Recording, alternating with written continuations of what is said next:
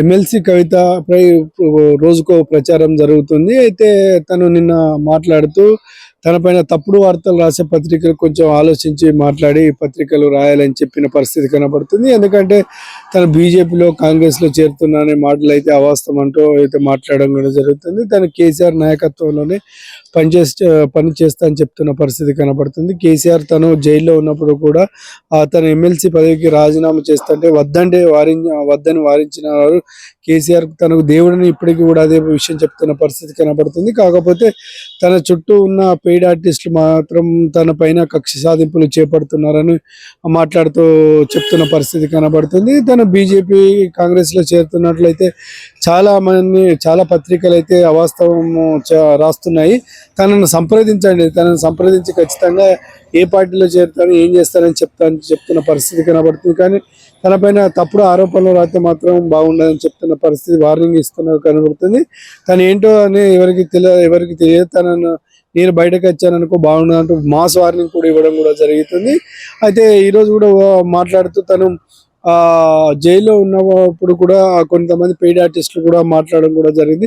Paid ఆర్టిస్టులు మాట్లాడితే ఏమొస్తుంది, నేరుగా నాతో డైరెక్ట్ మాట్లాడవచ్చు అని కూడా ఎద్దేవా చేస్తున్న పరిస్థితి కనబడుతుంది. ఇంకొక విషయం ఏంటంటే బీఆర్ఎస్ని బీజేపీలో విలీనం చేస్తూ అనే ఒక ప్రచారం కూడా జరుగుతుందని చెప్తున్న పరిస్థితి కనబడుతుంది. అయితే దీనికి అంతర్గతంగా జరుగుతుందనే విషయం కూడా కవిత మాట్లాడుతుంది. అయితే కొంతమందికి బీఆర్ఎస్ని బీజేపీలో కలిపేందుకైతే ప్రయత్నాలు కుట్ర పన్నుతున్నారని కూడా చెప్తున్న పరిస్థితి కనబడుతుంది. ఇవన్నీ చూసుకున్నట్లయితే కవితకు కావాలని ఇవన్నీ చేస్తున్నారా లేకపోతే ఎవరు చేస్తున్నారనే విషయాన్ని అయితే తను ఇండైరెక్ట్ గా అంటే కేటీఆర్ లేకపోతే ఇంకెవరిని ఉద్దేశించి మాట్లాడుతుందనే విషయం అయితే తెలియాల్సి ఉంది. ఎందుకంటే చాలా మంది చాలా రకాలుగా మాట్లాడుతున్న పరిస్థితి కనబడుతుంది. తను రాసిన ఆ లేఖ కూడా ఇన్ని రోజులైతే లేఖ బయటకు రాలేదు. ఇప్పుడు కొత్తగా రావడం అంటే తను కేసీఆర్ చుట్టూ ఉన్న వాళ్ళే ఈ లేఖను బహిర్గతం చేస్తున్న పరిస్థితి కనబడుతుంది. కావాలని కొంతమంది కేసీఆర్ చుట్టూ పెయిడ్ ఆర్టిస్టులు చేరి ఇవన్నీ చేస్తున్న పరిస్థితి కనబడుతుంది అని చెప్తున్న పరిస్థితి కనబడుతుంది. కానీ ఏది ఏమైనప్పటికీ తను ఏ పార్టీలో చేరడం లేదు. తను కేసీఆర్ ఆధీనంలోనే బీఆర్ఎస్ పార్టీలోనే కొనసాగుతాను, బీఆర్ఎస్ పార్టీలోనే పనిచేస్తానంటూ చెప్తున్న పరిస్థితి కనబడుతుంది. కాకపోతే చాలా మంది పెయిడ్ ఆర్టిస్టులు ఏం చేస్తున్నారంటే తన పైన కక్షపూరిత రాజకీయాలు చేస్తున్నట్టు చెప్తున్న పరిస్థితి కనబడుతుంది. వాళ్ళంతా ఎవరో నాకు తెలుసు, వారందరినీ వదిలిపెట్టే ప్రసక్తే లేదంటూ మాస్ వార్నింగ్ కూడా ఇస్తుంది.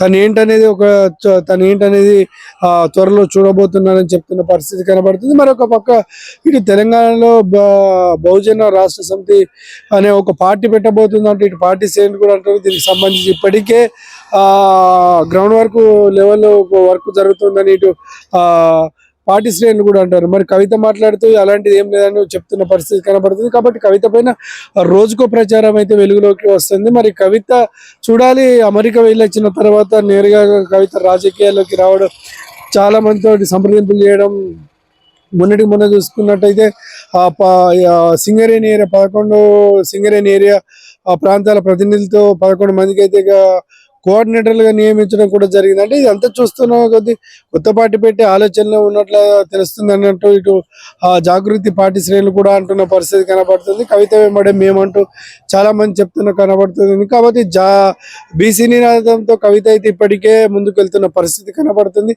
మరి ఇవన్నీ చూసుకుంటే కొత్త పార్టీ పెట్టే ఆలోచనలో కవిత ఉన్నదా లేదా అనేది తెలియాల్సింది. మరి ఇటు మరొక పక్క అయితే బీఆర్ఎస్ని బీజేపీ పార్టీలో విలీనం చేసేందుకైతే ఆ కుట్రలు జరుగుతున్నాయంటూ సంచలన వ్యాఖ్యలు కూడా చేయడం కూడా జరుగుతుంది. అయితే ఇవన్నీ చూసుకున్నట్లయితే మరి కవిత అసలు ఎలాంటి నిర్ణయం తీసుకోబోతుంది, కవిత ఇలా ఎందుకు మాట్లాడుతుంది, మరి ఎవరిని ఇండైరెక్ట్ గా ఉద్దేశించి మాట్లాడుతుందనే విషయం అయితే తెలియాల్సి ఉంది. ఏది ఏమైనప్పటికైతే కవిత పైన ప్రతి ఒక్క రోజుకో కొత్త వార్త కూడా రాబోతున్నది. కాకపోతే పత్రికల పైన చాలా మండిపడుతున్న పరిస్థితి కనబడుతుంది. కొత్తగా బీజేపీ కాంగ్రెస్ కు వెళ్తున్నట్లు రాసిన వార్తల్లో వాస్తవం లేదని చెప్తున్న పరిస్థితి కనబడుతుంది.